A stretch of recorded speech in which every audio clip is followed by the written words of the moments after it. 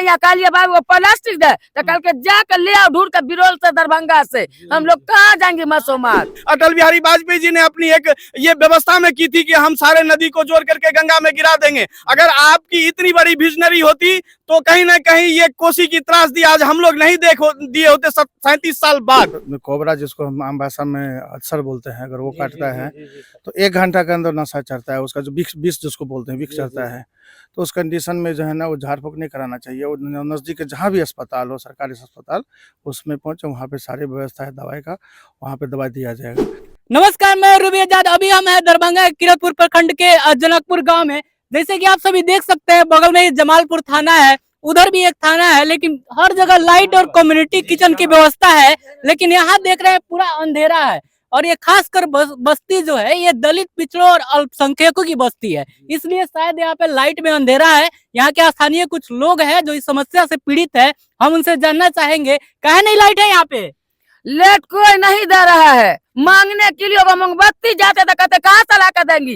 एक बारिश होता है तो रास्ते काट कर बैठ रहते रोड पर, ट्रक जा रहा है उसके बगल में सट जाते। हम लोग को नहीं कोई दिया, को प्लास्टिक भी नहीं दिया। इतना चूड़ा जो चौथर से बट को आता है तो अचरा पर सरते तब देता है, और कोई जरूरत नहीं है। कालिया बाबू वो प्लास्टिक दे तो कल के जाकर ले आओ ढूंढ कर बिरोल से दरभंगा से। हम लोग कहाँ जाएंगे मसोमार। जमालपुर के नाम है रवीना खातून। अच्छा, हाँ 10 नंबर वार्ड के आदमी यहाँ विकलांग में पड़ी हो जाए, एक हाथ का हम विकलांग हो जाए, तब भी कि पैर पकड़ को रह गए। आज कोई नहीं दिया 3 दिन से प्लास्टिक। अगर नहीं है तो चलते चलिए सारा समाज देखिए जब कैसे बेवतन में पड़ी है इतना खर पतार में।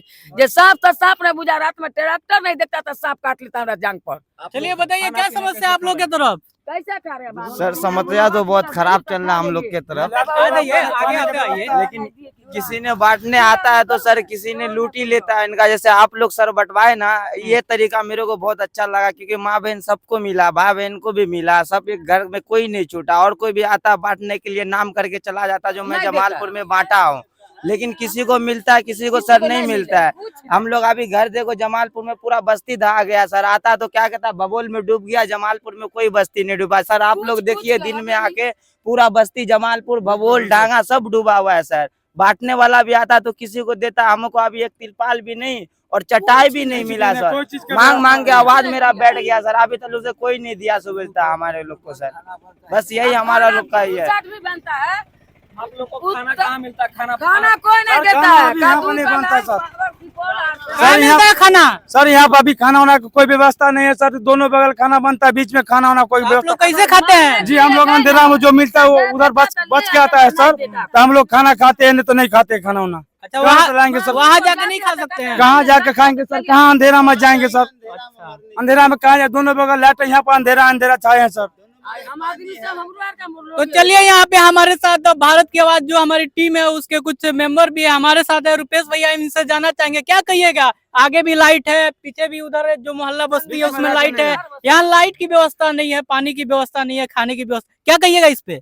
दुर्भाग्यपूर्ण है। एक तरफ आप देख लीजिए कि जमालपुर थाना है, इधर आपका ये NH है, और बीच में कम्युनिटी सेंटर है, खाने का व्यवस्था है। जमालपुर थाना में खाने का व्यवस्था है, लाइट व्यवस्था है। ये हम अभी देख रहे हैं कि जहानाबाद, जो हम लोग रात में हम लोग गए थे, जिस गांव के जस्ट आगे में जो दलित बस्ती और जो ब्राह्मण बस्ती था वहां हम लोग गए थे, उसके जस्ट आगे में ये जहानाबाद है। हम चूंकि शाम हो गया तो हम लोग नाव से नहीं जा पाए, यहाँ आए चूंकि ये लोग यहाँ पर साइड में बैठे। यहाँ पर आप विडम्बना देखिए, एक तो एक कोसी का जो सांप है, रियल मायने में ये लोग आज उस सांप को हम देख करके उस श्राप को कहिए या जो विडम्बना, इनके साथ क्या दुर्भाग्यपूर्ण व्यवहार भी हो रहा है कि यहाँ जनरेटर है, यहाँ कम्युनिटी सेंटर है जस्ट 2 किलोमीटर के अंतराल में, लेकिन जो रहना चाहिए, ये जो बोल रही है, एक चाची बोल रही थी कि 10 नंबर वार्ड के लोग हैं, वहाँ के जो सदस्य हैं उनको रिक्वेस्ट किया गया। तो ये दुर्भाग्यपूर्ण है कि इस तरह की व्यवस्था, और सरकार को सबसे बड़ी बात है कि आज मैं देख रहा हूं कि जब सरकार आई है तो सब जगह बाथरूम की व्यवस्था हो रही है। मैं कहता हूं सरकार से एक ही रिक्वेस्ट करता हूं कि जो अधिकारी है, अधिकारी से जस्ट इतना मुहैया जरूर कहिए कि हर घर पर एक तिरपाल हो, एक पॉलिथीन की व्यवस्था हो, ताकि जो बारिश हो तो एक माँ बहन जो आज यहाँ पर रोड पर है, सबसे ज्यादा है कि जेंट्स कहीं भी भाग जाएगा, कहीं भी खाना खा लेगा, लेकिन जो महिला माँ बहन जो बेटियां हैं वो अपने आबरू छुपाने के लिए कहाँ जाएंगे। तिरपाल के बाहर में बोल रही तिरपाल नहीं है, चौकी पर बैठ करके किसी तरह अपने समय को काटती है।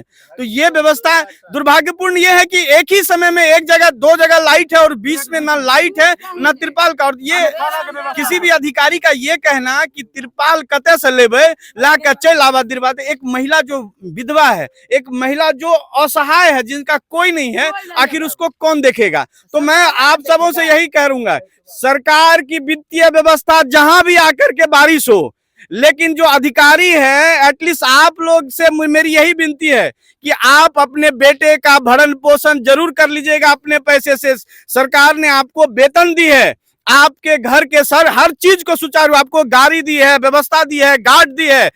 उसके बाद सरकार ने इस गरीब के लिए, चूंकि ये त्रासदी है, 37 साल बाद ये त्रासदी आई है, उसके बाद सरकार ने कहा कि आप जाइए मेरे जनता के बीच में जाइए, उनको अगर खाना नहीं है तो कम्युनिटी किचन दीजिए, घर पे छत नहीं है तो एक प्लास्टिक का व्यवस्था कराइए, नहीं कुछ है तो एटलीस्ट सूखा राशन दीजिए। और हम आपसे ये नहीं मांग करेंगे कि 600 करोड़ या 700 करोड़ आकर के आप मेरा बांध बढ़ा दीजिए, नहीं तो अगर ये मंशा होती तो पिछले 37 साल में बिहार क्या एक किसी भी प्रदेश को बांध से ढक करके और ऐसे कोसी मैया को आप कहीं रूट कर सकते थे, जो अटल बिहारी वाजपेयी जी ने अपनी एक ये व्यवस्था में की थी कि हम सारे नदी को जोड़ करके गंगा में गिरा देंगे। अगर आपकी इतनी बड़ी विजनरी होती तो कहीं ना कहीं ये कोसी की त्रासदी आज हम लोग नहीं दिए होते 37 साल बाद। तो हम आपसे ये रिक्वेस्ट नहीं करेंगे कि आप मेरे लिए क्या कंस्ट्रक्टिव वर्क लेके आ रहे हैं इस क्षेत्र में। हम आपसे ये कहेंगे कि मेरी माँ बहन जो जिसको छत नहीं है उसको एक तिरपाल का व्यवस्था करवा दीजिए, उसके खाने की व्यवस्था करा दीजिए, और जो माँ बहन आज कहीं भी 50 घर लेकर के रह रही है तो वहां लाइट का व्यवस्था कीजिए।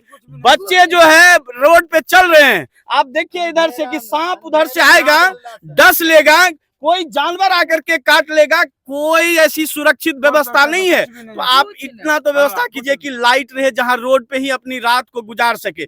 ये चीज बस मैं आपसे कहना चाहूंगा। Thank you. तो चलिए हमारे साथ डॉक्टर अमरनाथ यादव जो हैं, जो कि कैंप लगाकर लगातार बाढ़ पीड़ितों की मदद कर रहे हैं। तो इनसे हम यहाँ जानना चाहेंगे कि यहाँ पे क्या कमी है और इसके वजह क्या है, बताइए सर। कमी तो सबको दिख रहा है जी। एक जगह में दो नीति हो रहा है कि उस तरफ लाइट है, उस तरफ लाइट है, बीच में जो जनसंख्या है जो उसी गांव से है, तो कोई लाइट का व्यवस्था नहीं है, उनके रहने की व्यवस्था भी नहीं है, न खाने की व्यवस्था है। सरकार के आदमी दिख नहीं रहे हैं, जो जनता जो अपने तरफ से मदद लेकर आ रहे हैं वो देते हैं, लेकिन इस बीच में इन लोगों के साथ ऐसा व्यवस्था है कि लोग को नजर पे आता ही नहीं कि ये लोग भी त्रासदी में एकदम से, जिसके वजह से इन लोगों को परेशानी हो रही है। खास करके भोजन का जो है इन लोगों को बहुत तकलीफ है। तो हम सरकार से अपील करेंगे आम जनता के हैसियत से, जो आकर के जो इस चीज़ को देखा जाए, यहाँ के लोकल प्रशासन आकर के इसको तहकीकात करे और इन लोगों के लिए सुविधा मुहैया कराए, ताकि इन लोगों का जो है ना जनयापन अच्छे से हो, कोई तरह का नुकसान नहीं हो। अभी देख रहे हैं कि चारों तरफ अंधेरा, दोनों तरफ पानी है, बीच में सड़क है, इस पे आदमी है, बच्चे हैं, पैदल यूं ही चल रहा है। अगर कोई सांप सब दर्शन हो जाए, काट ले, या कोई जानवर काट ले कुछ, तो वहाँ पे इन लोगों को भारी नुकसान हो सकता है, क्योंकि यहाँ का जो बगल का जो PSC सरकारी वो भी डूब चुका है, कोई व्यवस्था नहीं, स्वास्थ्य व्यवस्था है भी नहीं। हम लोग से जो होता है स्वास्थ्य व्यवस्था में जो अपने रास्ता से कर रहे हैं, तो ये दुखद बात है, इन सरकार को ध्यान देना चाहिए। और ये तो महाप्रलय है कि अचानक ये लोग इस भीषिका से मतलब संघर्ष कर रहे हैं। तो हम बोलेंगे कि सरकार इस पर जो है ना आकर के जो है ना अच्छे से ध्यान दे। धन्यवाद। डॉक्टर साहब, मैं एक राय लेना चाहूँगा, चूंकि आप डॉक्टर हैं, तो अगर किसी आदमी को सांप काट ले तो प्रिकॉशनरी मेजर क्या होगा, क्या आप हिदायत देना चाहेंगे कि सांप काट ले तो कितने समय के अंदर वो नजदीकी स्वास्थ्य केंद्र तक पहुंच जाए ताकि उसकी जान बचाई जा सके? मिनिमम कम से कम जो आधा से 1 घंटा के अंदर पहुंच जाना चाहिए, क्योंकि अगर कोबरा, जिसको हम आम भाषा में अल्सर बोलते हैं, अगर वो काटता है तो 1 घंटा के अंदर नशा चढ़ता है, उसका जो विष जिसको बोलते हैं विष चढ़ता है।